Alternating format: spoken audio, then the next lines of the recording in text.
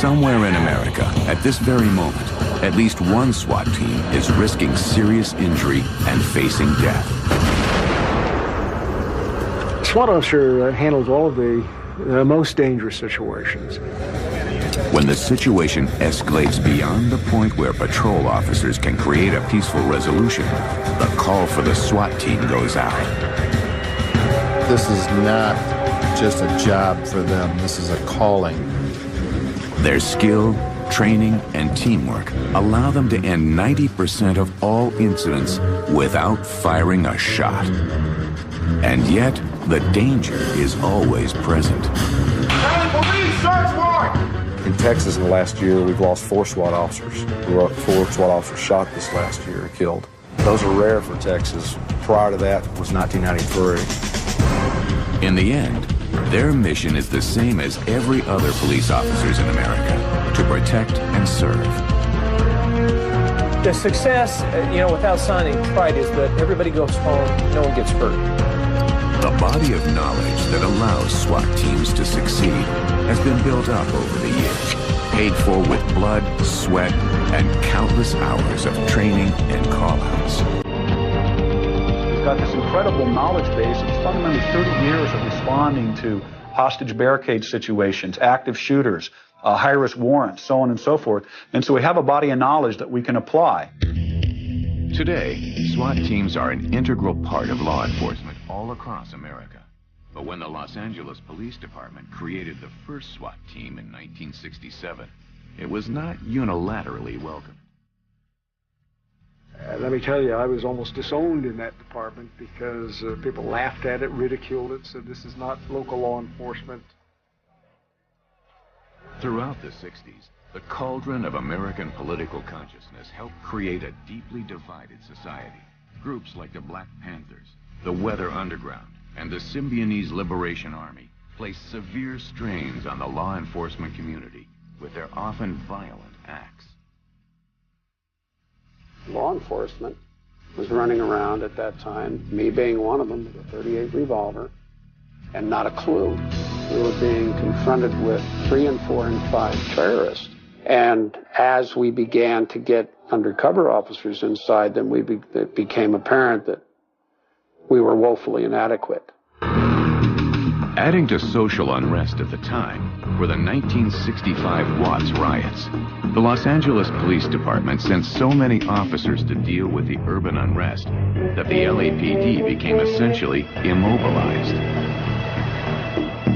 When officers were brought in from various parts of the city to respond to the Watts riot, adding more and more and more to the equation actually became counterproductive. Too many LAPD officers at the scene of the riot caused confusion and chaos.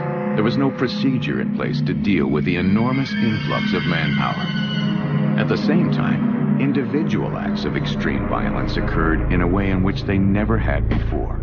On August 1st, 1966, a heavily armed Charles Whitman climbed the tower at the University of Texas and started shooting. The siege took only about a half an hour in length, but during that time he had shot and killed several people. He had wounded several others, and he basically tied up the whole Austin Police Department in so doing. These incidents encouraged law enforcement leaders to rethink their approach to these new and deadly situations. We realized that we were just ill-equipped to deal with these very special situations. Within the hierarchy of the Los Angeles Police Department, the discussions to develop new strategies to deal with the changing realities were spearheaded by one of the LAPD's rising stars, the future chief, Daryl Gates. The key guy, in my opinion, was Daryl Gates, because he had the influence in the upper management part of the department to be able to bring it off. And so Gates is looked at by LAPD SWAT as kind of the father of their SWAT team, and rightly so. Beginning in 1967, Gates was able to push through the creation of a tactical team within the LAPD. Their equipment was scavenged from items confiscated by police officers and reconditioned by the LAPD's armorer. Their first vehicle was a retrofitted bread delivery truck. And then we came up with the acronym SWAT. And initially, we came up with Special Weapons Attack Teams. I took that to my boss, and he just shook his head and said, no way. So we went back and came up with a different acronym, Special Weapons and Tactics, because that's what it really is. The officers were all drawn from within LAPD. They were assembled into 15 four-man teams. The first group of men that were brought into SWAT had just come back from the war, come back from the Vietnam War. Some had been in the Korean War. And their forte was military operations, special operations type work and maneuvers. We looked at the tactics that the military used when we're grounded in, and some of those tactics did not apply to domestic law enforcement. So we started making subtle changes. Acceptance of the new unit did not come easily. It was a bit of a controversial component of law enforcement because the notion that law enforcement is supposed to be a bunch of civilians who are policing other civilians in the United States is a very, very powerful tradition. But it wasn't long before the SWAT concept was put to a severe test. In December 1969, the Black Panthers created a barricaded building in Los Angeles where they were conducting illegal activities. The local LAPD captain went to talk to them. They put a .45 to his head and forced him out. Well, that's an ADW, assault with a deadly weapon, and you're not going to do that to a police officer, not an LAPD police officer, not to a captain. Just not going to do that. Warrants were issued for possession of stolen weapons and explosives in addition to the charge of assault with a deadly weapon. The decision was made to bring in the new SWAT team to serve the warrants. And made me feel very, very good because suddenly some of the people who had been critical of me and SWAT suddenly said, maybe we ought to use SWAT on this one.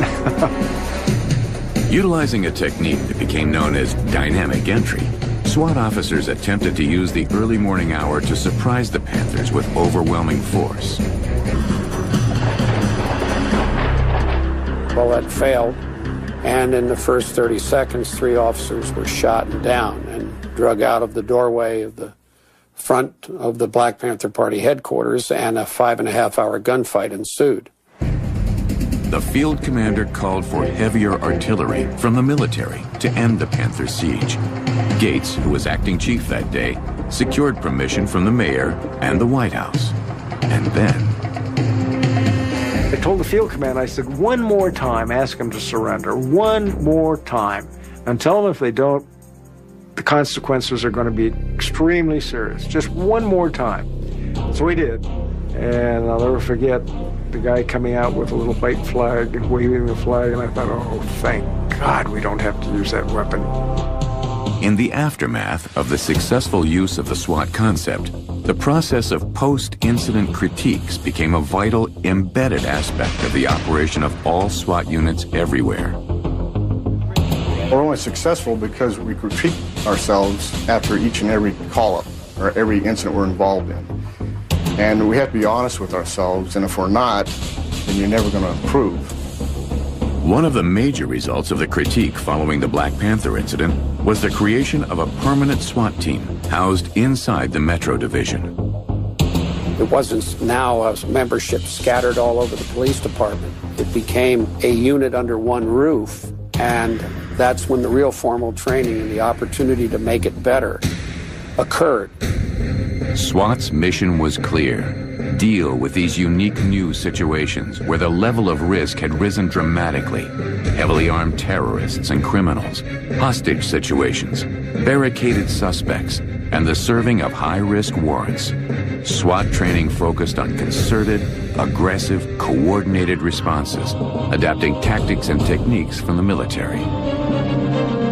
Their training and hard work was about to be put to the most severe test yet. According to a recent study, nearly 90% of police departments in cities with populations over 50,000 have paramilitary units, along with 70% of smaller communities. Modern Marvels will return in a moment. One of the most notorious radical groups of the 60s and 70s was the Symbionese Liberation Army, or SLA. Best known for their kidnapping of media heiress Patty Hearst, the SLA had committed other horrible crimes as well, including the murder of Oakland, California's school superintendent, Dr. Marcus Foster. The Symbionese Liberation Army assassinated him with cyanide-filled bullets, hollow point cyanide-filled bullets, as he exited the Oakland School Administration building. After committing crimes in Northern California, the SLA went south. Their unfortunate problem was they came to Los Angeles. On May 16, 1974, SLA members William and Emily Harris were nearly caught while robbing a sporting goods store in Inglewood. Police found a parking ticket in a getaway car abandoned by the Harrises. It was issued in front of a house in South Central LA, which led them to the SLA's new hiding place. The next day, May 17, 1974, SWAT, other LAPD officers, the FBI, and additional law enforcement personnel converged on the house. At 5:45 in the afternoon, using a bullhorn, SWAT announced their presence and called for those inside to come out with their hands up. Ron McCarthy was a new member of the SWAT team with 14 years on the force. Little boy, about 9 years old, and a man about 25 or 30 exited. The little boy said, well, there's people inside and they have bullets across their chest like this, and he demonstrated with his arms. And the man said there was only an old lady in there. Who would you believe? The SWAT team took up positions and asked again for those inside to surrender and exit. After the 18th request to surrender, SWAT acted. We then fired tear gas and were met with an incredible level of full automatic weapons fire from the machine guns they had inside. We're taking automatic fire front and back from this location. They're much better armed than we are. The house caught on fire. The people inside kept firing out of the house, and we tried to get them to surrender over and over again. The woman who apparently owned the home, she came staggering out. She was taken into custody, which proved to any reasonable mind that if they wanted to exit, they could have. When she showed up, we stopped firing. While the house continued to burn, the SWAT team called repeatedly for the SLA to come out and save themselves. But the automatic gunfire didn't stop. Everybody was unnerved, and you could hear your heartbeat. I can remember that. And there was a lot of noise, but I could hear my heartbeat. The battle lasted for 61 minutes. More than 3,700 rounds were fired from inside the house by the members of the SLA. In the end, 6 died. Among them, the reputed SLA leader Donald DeFries, known as Cinque. Patty Hearst and the Harrises had not been in the house. After escaping capture at the sporting goods store, they hijacked several cars and ended up watching the shootout on television in a motel in Anaheim. We realized it was a huge event. You looked around and all your officers were there. None of them were dead. None of them were shot. It was a departure from the original event in 1969 because it ended right. There was a new reality in law enforcement. From Los Angeles, the epicenter of illusion of the Hollywood Dream Factory, came something new and something real. SWAT had arrived. Officials across America realized the SWAT approach, small teams, intensively trained, able to project extreme force in a controlled, tactical manner, was effective in the highly charged environment of the turbulent 1970s. The SWAT approach became pervasive in law enforcement. Now, according to the latest statistics I've been able to gather, about 1,200 of the approximately 2,000 law enforcement agencies in the year 2000 that had at least 50 sworn officers have some type of a SWAT team. Ready! Fire! Already! As the SWAT concept spread beyond LAPD, the components of SWAT became refined.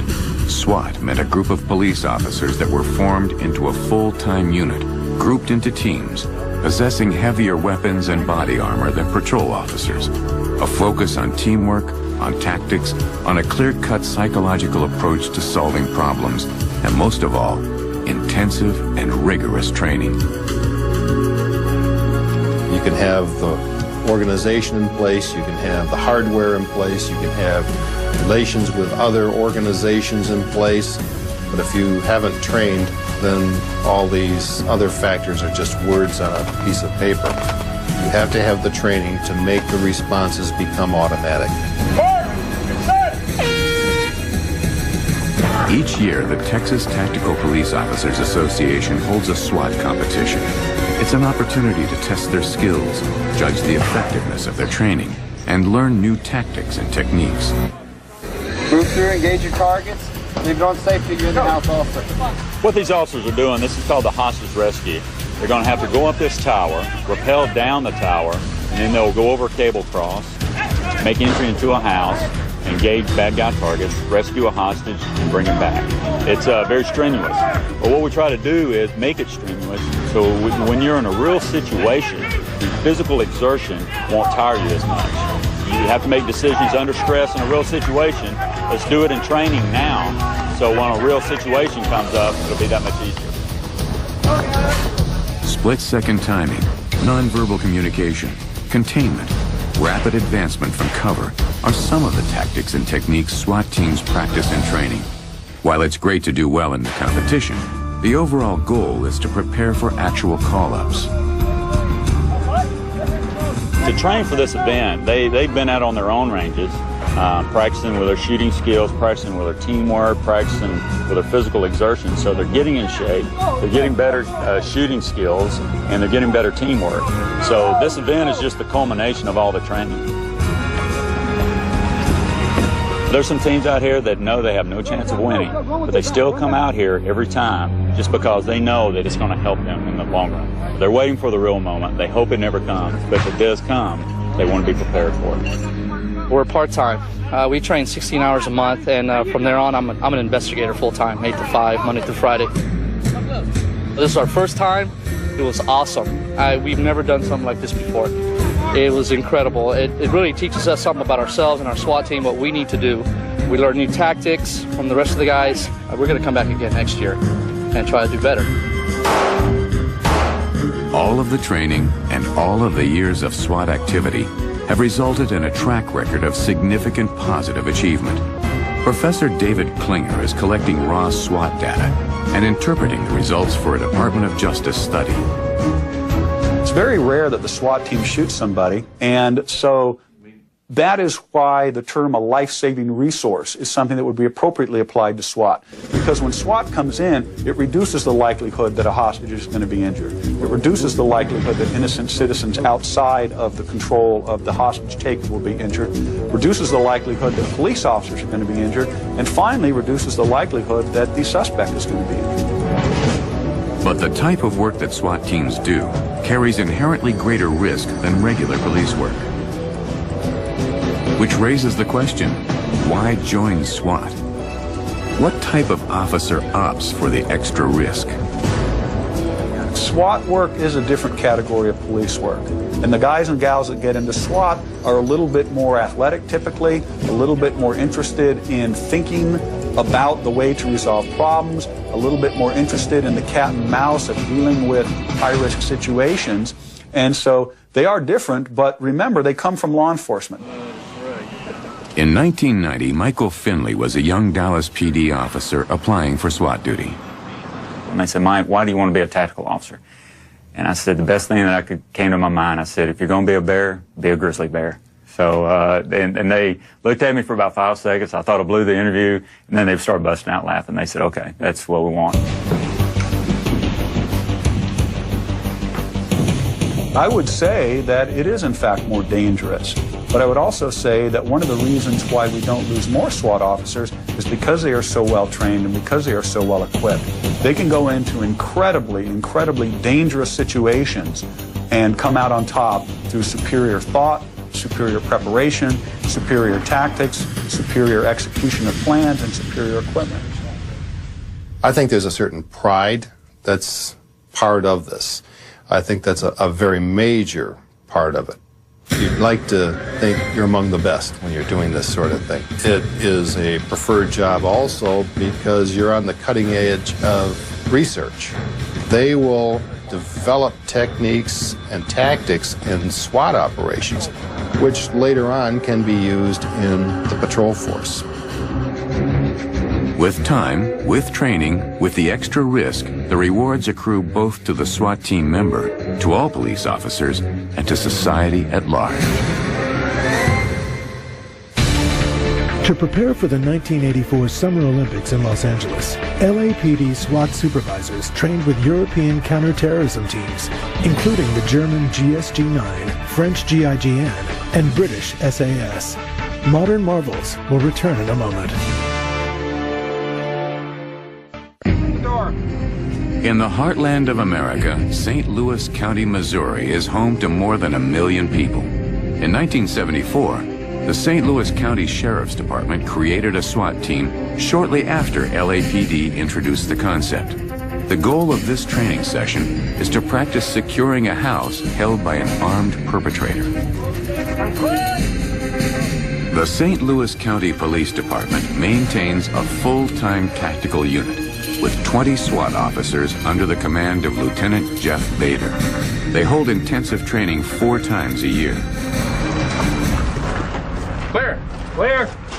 If we address a concern during training and a person can correct their behavior or correct their technique, so to speak, and not repeat that mistake in training, there's a very good chance that in a real-life scenario, they won't repeat the mistake.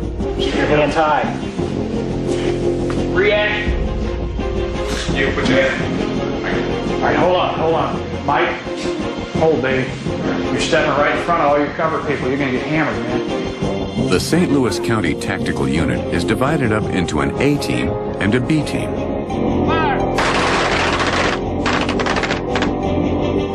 Their tactical team deployment vehicle is a recent upgrade. When we get a chance, we're going to train with the new winch. It's a 9000. It's about 3 times as powerful as the last one we had. One item utilized by SWAT teams everywhere is a non-lethal device called a flashbang. Hey, police, third floor! The noise and the light incapacitate perpetrators for only a few seconds, but often it's time enough for the situation to be brought safely under control.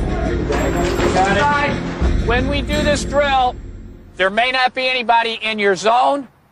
There may be an unarmed mannequin in your zone. If there is somebody with a gun in your zone, you're going to shoot him.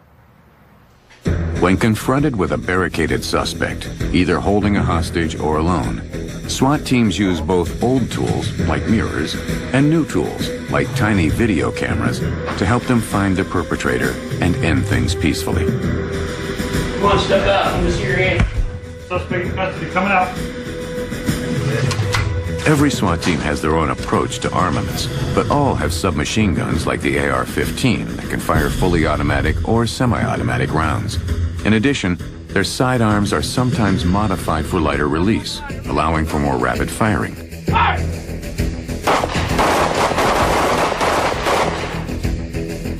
Their protective equipment includes Kevlar, ceramics, and other new high-tech armor to help minimize risk and maximize officer safety. The training, the teamwork, and the constant open and honest evaluation leads to confidence among tactical officers. No matter what situation I'm placed in, I'm going to come out of it. And that's always been my philosophy, never to give up and always come home. And to this point, it has panned out for me. Like most tactical personnel, Officer Mullins has more than one skill. In addition to being a SWAT team sniper, she's also a helicopter pilot.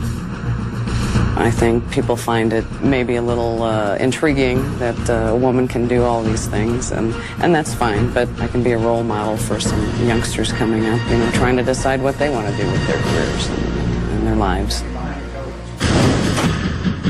Hands! Hands up! Show your hands! Get your hands up now! Perhaps the most difficult decision tactical teams must make is when to wait and when to shoot. More than once, the people will give you the justification that you would need to be within the legal guidelines for losing force.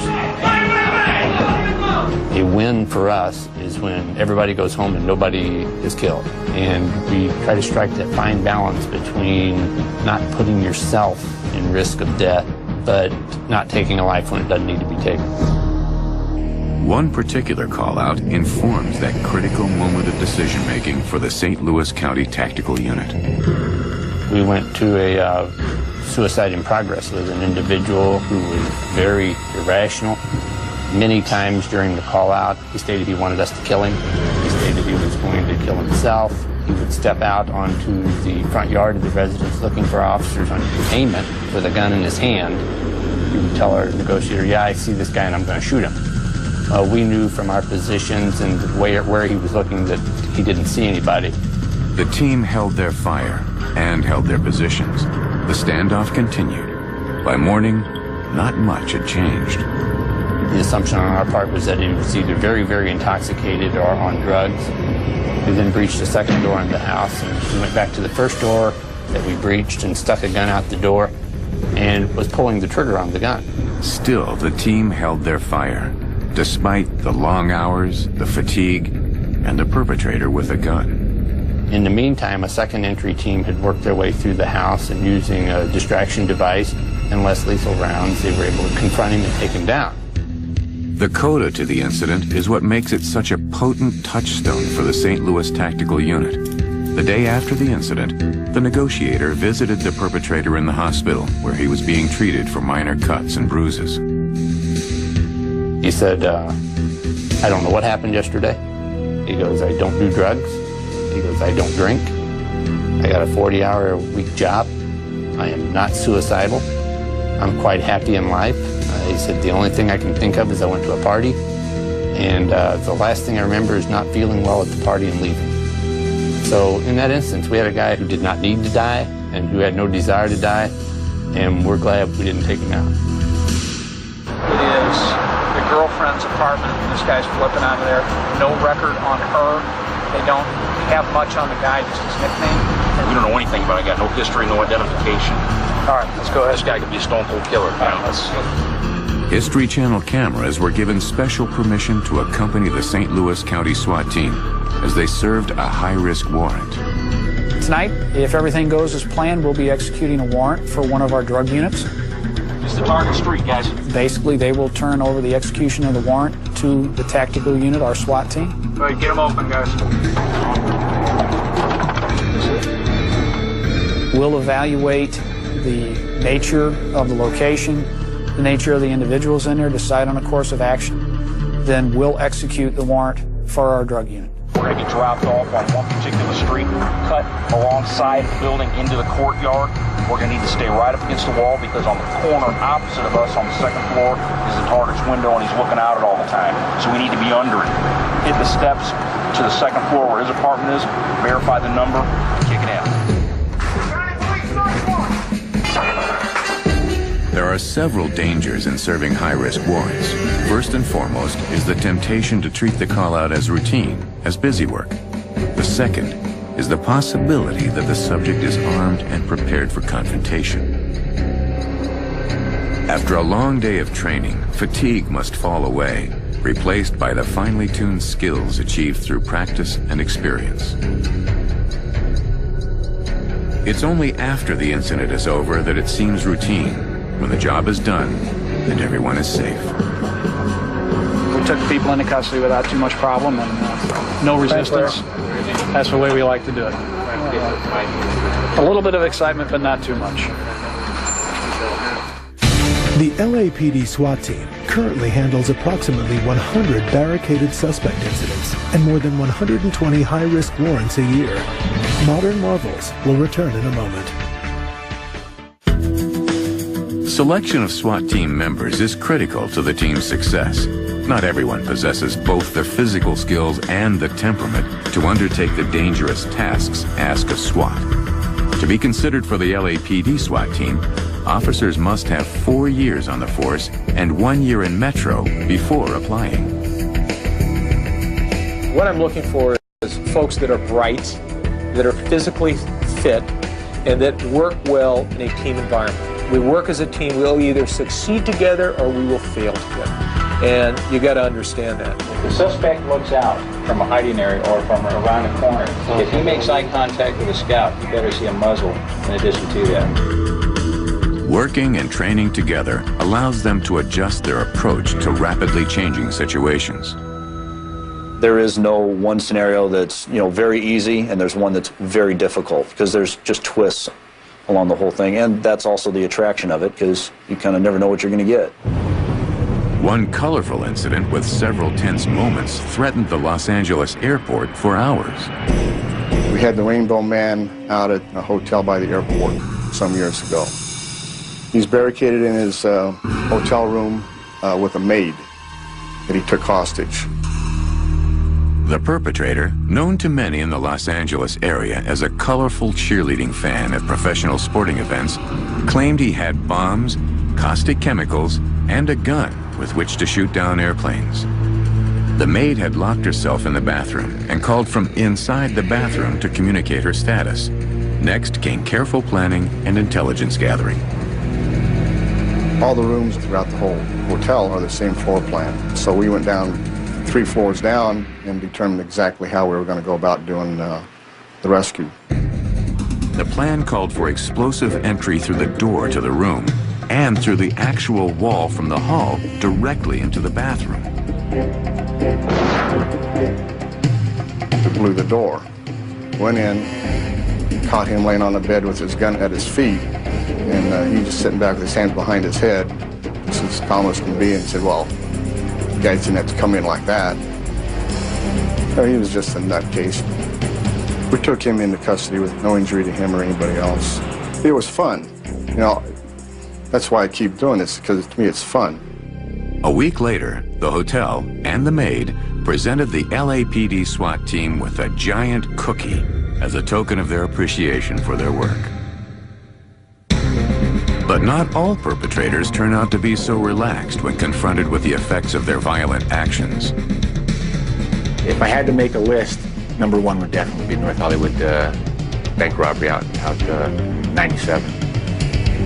Branch number 384 of the Bank of America sat on Laurel Canyon Boulevard in North Hollywood. It was February 28, 1997. That day started out just like another ordinary day. I was at the police academy ready to go on a run with a couple other guys, and one of the SWAT officers, Donnie Anderson, came driving up and said that there was a robbery, bank robbery. Suspects were armed with automatic weapons, and there was officers down at the scene. Anticipating possible police response, the perpetrators were heavily armed and covered from neck to toe in body armor. For over 30 minutes, they fired shots from their weapons with complete abandon. So when they exited the bank, the patrol officers were there. They challenged them verbally, and immediately they were met with literally hundreds of rounds of automatic weapons fire, semi-automatic weapons fire with armor-piercing rounds. Racing through rush hour traffic, SWAT team members arrived on scene some 31 minutes after the call went out. It's one of those incidents where you get on scene and it's just absolute chaos. The noise of people screaming, the noise of people going to ground and hiding, and the helicopters. And in the backdrop of all this chaos is automatic gunfire from high-powered rifles. It was obvious that time was of the essence. The sounds of gunfire continued. To hear it that loud and that consistently, just boom, boom, boom, boom, boom, boom, boom, ongoing, not stopping, it kind of makes the hair on the back of your head stand up a little bit. As the shooting continued and patrol officers contained the perpetrators, SWAT team members got in their car and headed toward the sound of gunfire. One of them was SWAT veteran Stephen Gomez. I could see a pickup truck and a small compact vehicle parked next to it. The small compact had its trunk up. You could see an individual moving around, and as we got closer, you could see bullet holes in the windshield of the pickup truck. And we see that the driver in the pickup truck who's trying to drive away is the suspect. He's got a ski mask on, and he's got an M16. kind of holding it at a port arms position while he's trying to start the pickup truck. All the hours of training paid off, resulting in effective, near-automatic responses. I leaned out of the window, turned, and then I put several rounds into the windshield to try to stop the suspect. He rolled out of the pickup truck and ran to the back of that small compact car. The suspect continued to fire wildly with his heavy weapons arsenal. It was like all heck broke loose. It was constant automatic fire. And I was, as I was crawling across that seat, which probably only took 2-3 seconds to get out of that car, but it seemed like eternity because I could hear his firing. And the first thought in my mind was, the very first thought was, I said, Lord, please look out for us. The 3 SWAT officers ended the robbery and shooting spree by shooting and killing the last perpetrator. Adrenaline kicks in, and all those things that your body goes through, those changes when you're in that fight or flight syndrome, all kick in, and I'm here to tell you, everything kicked in that day. 10 patrol officers had been wounded, along with 6 civilians, but only the perpetrators were killed. The effectiveness and the necessity of the LAPD SWAT team was proven once again. The North Hollywood shooting was what SWAT's original intent was, and that was to respond to an incident when patrol officers were doing as good a job as they possibly could, but they were not capable of ending it. And that was the real reason SWAT was formed. Like public servants everywhere, Sergeant Gomez is unwilling to accept anything other than the recognition that he performed his duty. People say, you guys are heroes. I said, no, we're not heroes. We're just 3 experienced officers with a lot of training that did their job that day. Now that's what confrontation and aggression in a measured and controlled and well-trained way creates. It creates success on the part of the police. With skills refined and honed by training and years of successful call-ups, LAPD's SWAT team continues to demonstrate the value and the importance of SWAT. The LAPD trains for all types of scenarios, utilizing past incidents and contemplating various possibilities that may occur in the future. In my mind, you never become an expert, because as soon as you start thinking you're an expert in SWAT tactics and you know everything there is to know about tactics, something is going to bite you that you've never encountered before. So you constantly have to be trying to learn new ways of doing things and constantly be trying to improve yourselves. In addition to training and experience, another vital reason for the success of the LAPD's SWAT team is the equipment they use. Many of the weapons are modified by their full-time armorer, Jim Moody. The officers are issued a primary set of weapons: pistols, rifles, shotguns. These are all the extra types of equipment they carry with them. These weapons up here are the 37mm gas guns with 6 shots. They'll also come, and they look like this for a single shot. While tear gas has been a staple of the SWAT arsenal from the beginning, in recent years, law enforcement has been able to utilize new, less lethal options, including rubber bullets, beanbags, and special crowd dispersal rounds. Another new piece of equipment is the SWAT Command and Control Vehicle. The acquisition in the aftermath of the North Hollywood incident was in part due to the rigorous post-incident review process that's been part of LAPD SWAT since the beginning. Whenever possible, the vehicle is staffed with psychologists who aid in negotiation with suspects. But unlike many other SWAT teams, the negotiators are actual SWAT team members, not a separate group. We have 60 police officers. 21 of the 60 also have a collateral duty of being a primary negotiator, a communicator. All 60 go through the negotiation training, so they have a reference as far as communicating with these folks. And we have found it to be very, very successful. When the SWAT team is not training and not on call-up, they're utilized to patrol high crime areas. There's very little downtime for SWAT team members. While the nature of incidents that require the SWAT team haven't changed in recent years, there are several situations that require law enforcement to think in a new way. One is when there are active shooters, as in Columbine High School. Since the April 1999 incident, SWAT teams are more prepared to take aggressive countermeasures. This is a change in tactics from the control, contain, negotiate approach to an active approach, which calls for rapidly engaging lethal suspects.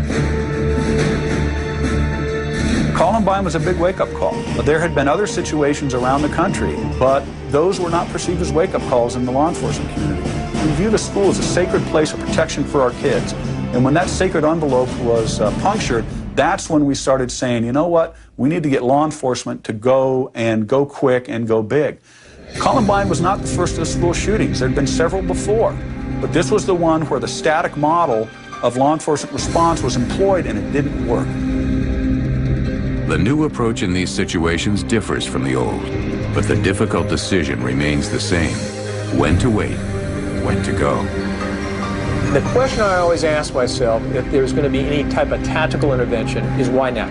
Why now versus 20 minutes ago or 30 minutes ago, or why now versus 30 minutes from now, 40 minutes from now?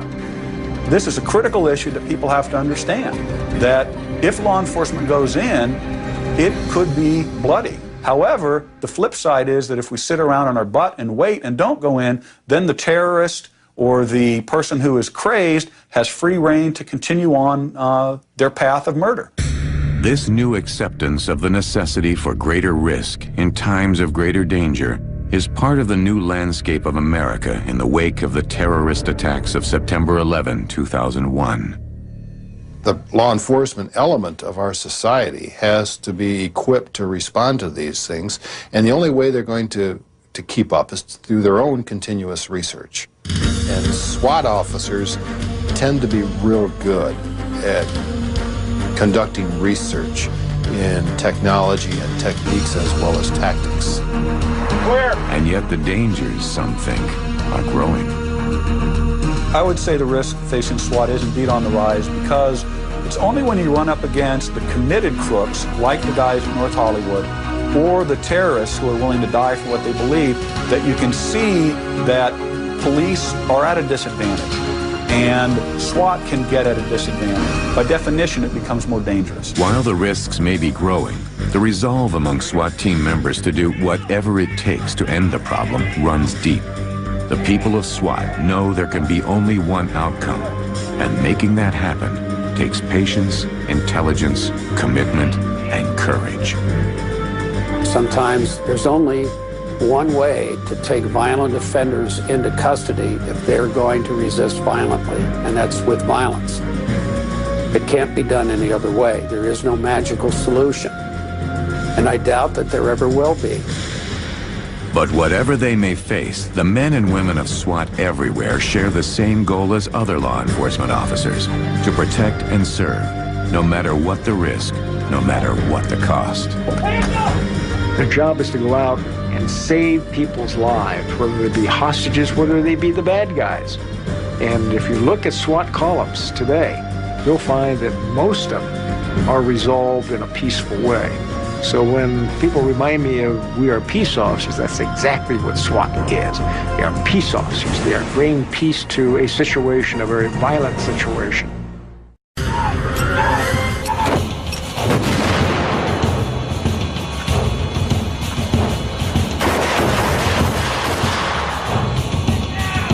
Somewhere in America, at this very moment, at least one SWAT team is risking serious injury and facing death. SWAT officer handles all of the most dangerous situations. When the situation escalates beyond the point where patrol officers can create a peaceful resolution, the call for the SWAT team goes out. This is not just a job for them, this is a calling. Their skill, training, and teamwork allow them to end 90% of all incidents without firing a shot. And yet, the danger is always present. At the same time, individual acts of extreme violence occurred in a way in which they never had before. On August 1st, 1966, a heavily armed Charles Whitman climbed the tower at the University of Texas and started shooting. The siege took only about a half an hour in length, but during that time he had shot and killed several people. He had wounded several others, and he basically tied up the whole Austin Police Department in so doing. These incidents encouraged law enforcement leaders to rethink their approach to these new and deadly situations. We realized that we were just ill-equipped to deal with these very special situations. Within the confronted with 3 and 4 and 5 terrorists. And as we began to get undercover officers inside them, it became apparent that we were woefully inadequate. Adding to social unrest at the time were the 1965 Watts riots. The Los Angeles Police Department sent so many officers to deal with the urban unrest that the LAPD became essentially immobilized. When officers were brought in from various parts of the city to respond to the Watts riot, adding more and more and more to the equation actually became counterproductive. Too many LAPD officers at the scene of the riot caused confusion and chaos. There was no procedure in place to deal with the enormous influx of manpower. Police, search warrant! In Texas in the last year, we've lost 4 SWAT officers. 4 SWAT officers shot this last year and killed. Those are rare for Texas. Prior to that was 1993. In the end, their mission is the same as every other police officers in America: to protect and serve. The success, without sounding trite, is that everybody goes home, no one gets hurt. The body of knowledge that allows SWAT teams to succeed has been built up over the years, paid for with blood, sweat, and countless hours of training and call-outs. We've got this incredible knowledge base of fundamentally 30 years of responding to hostage barricade situations, active shooters, high-risk warrants, so on and so forth. And so we have a body of knowledge that we can apply. Today, SWAT teams are an integral part of law enforcement all across America. But when the Los Angeles Police Department created the first SWAT team in 1967, it was not unilaterally welcomed. Let me tell you, I was almost disowned in that department because people laughed at it, ridiculed it, said this is not local law enforcement. Throughout the 60s, the cauldron of American political consciousness helped create a deeply divided society. Groups like the Black Panthers, the Weather Underground, and the Symbionese Liberation Army placed severe strains on the law enforcement community with their often violent acts. Law enforcement was running around at that time, me being one of them, with a .38 revolver, and not a clue. We were being confused.